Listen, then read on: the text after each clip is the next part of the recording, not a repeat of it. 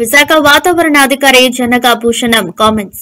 TR Palnadu, Nandyal, ప్రకాశం జిల్లాలో flash flood alert. Montha తీవ్ర తుఫాన్ నరసాపురంకు దగ్గర తీరం దాటింది. నరసాపురం సమీప నది పరివాహక ప్రాంతంలో తీరం దాటింది. నిన్న రాత్రి 11:30 నుండి 12:30 మధ్య తీరం దాటింది. వాయువ్య దిశగా ప్రయాణం చేస్తుంది. ఇప్పుడు ఉత్తర వాయువ్య దిశగా ప్రయాణించి భూభాగం మీద తీవ్ర వాయుగుండంగా ఉంది.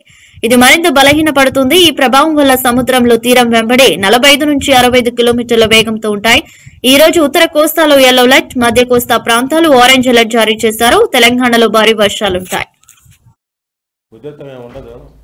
ఈరోజు గాలి యొక్క వేగం కూడా తగ్గింది కాబట్టి వర్షం కూడా నిన్నంటే భారీ నుంచి అతి భారీ మరీ అత్యంత భారీ వర్షాలు కురిశాయి కాబట్టి ఈరోజు యొక్క వర్షం యొక్క తీవ్రత కూడా గాలి యొక్క తీవ్రత తగ్గింది కాబట్టి నిన్నటంతా భయపడవలసినంత అవసరం పెద్దగా ఏమీ లేదు. ఫ్లాష్ ఫ్లడ్స్ ఈరోజు ముఖ్యంగా ఈ జిల్లాలైనటువంటి ఎన్టీఆర్, పల్నాడు, ప్రకాశం, నంద్యాల జిల్లాల్లో 1-2 చోట్ల ఏర్పడే అవకాశం ఎక్కువ ఉన్నది. ఎందుకంటే భారీ నుంచి అతి భారీ వర్షాలు పడే అవకాశాలు ఉన్నాయి కాబట్టి ఫ్లాష్ ఫ్లడ్స్ వచ్చే అవకాశాలు కూడా ఎక్కువ ఉన్నాయి. అంటే నిన్నటి వరకు డేంజర్ సిగ్నల్ ప్లేస్లో తీసేసి అంటే గాలి యొక్క తీవ్రత తగ్గినది కాబట్టి ప్రమాద హెచ్చరిక 3వ నెంబరు దగ్గర వేయడం జరిగింది.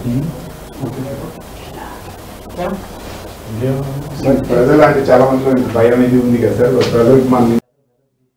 నిన్నటి మంతా అనబడే తీవ్ర తుఫాను పశ్చిమ వాయు దిశగా ప్రయాణిస్తూ రాత్రి 11:30 మరియు 12:30 మధ్యలో